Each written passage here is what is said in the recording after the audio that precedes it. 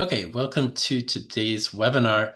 We have some exciting new features in spline programming featuring event-driven 3D simulations. So to show you what I mean, we built this smart aeronautics digital twin to practice implementing 3D technology into our digital twins. So I have this airplane here on a map, and I have the same page loaded on the left here, and um,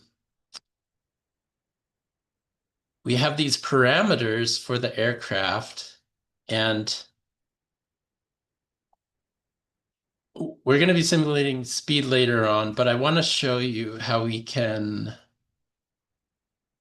update the altitude, and this will event-driven update the other tab.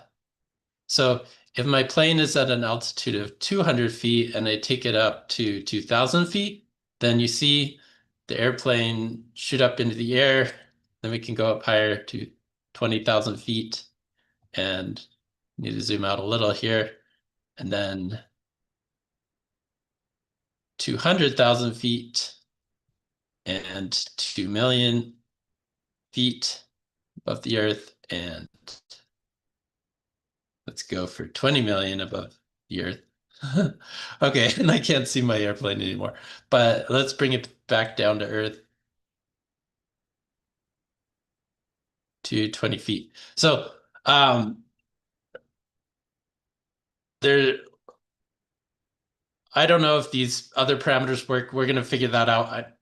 I'm still getting the rotation of this airplane right, but I'm really excited that we're able to at least get this so that when you patch this aircraft, then it goes and updates 200 feet in the database as the unit of altitude and value.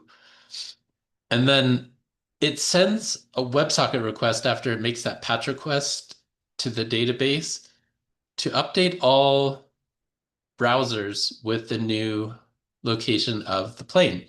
So here we're at 200 feet, and you see here, this is also at 200 feet. But if we jump to this altitude, then it updates it here, and it should also update it on this page as well. So consistent WebSocket updates for anybody observing this plane, and it's all access controlled. So if I come into Keycloak,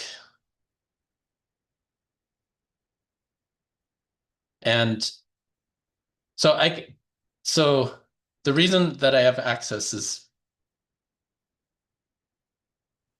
um, because I have a user group here. And so all of this is access controlled, and you can change your user groups, and you can grant or take away access depending on your user. So these are access controlled digital twins, and everything's authenticated, and you need to be logged in to see it. So this will be really powerful, and I'm excited to see what kind of smart city solutions and other things we can do with this new 3D technology. And it's provided by Mapbox, and Mapbox has these cool kind of features for integrating 3D uh, models. Chris, Yeah. I'm thinking of a use case, and the use case is FAA. The FAA tells you the rules and regulations where the planes can fly, and they typically mostly have to obey. But for drone pilots, it's even more important because you don't want to fly into the planes or anybody's flight path, you know? So that could be a potential use case if you had a FAA letter, especially for drone pilots, you know, because you'd be like, "Oh, I shouldn't be here," but that could be something. I don't think no one has that, but that could maybe the FAA would love that, you know. Yeah, you're right. So, I mean, you want to set up the rules for the flying of drones and potentially some event-driven nature to to block those drones from going beyond their boundaries. Yeah, that's the kind of things you could integrate here potentially. I mean, the digital twin is just we build digital twins for whatever use cases we need, and you just make the integrations that you need with those services and make it happen. I agree. So, so this feature is pretty new, so it's a little bit rough around the edges, but more to come in the future. But this is just the beginning, so little update, and thanks for watching.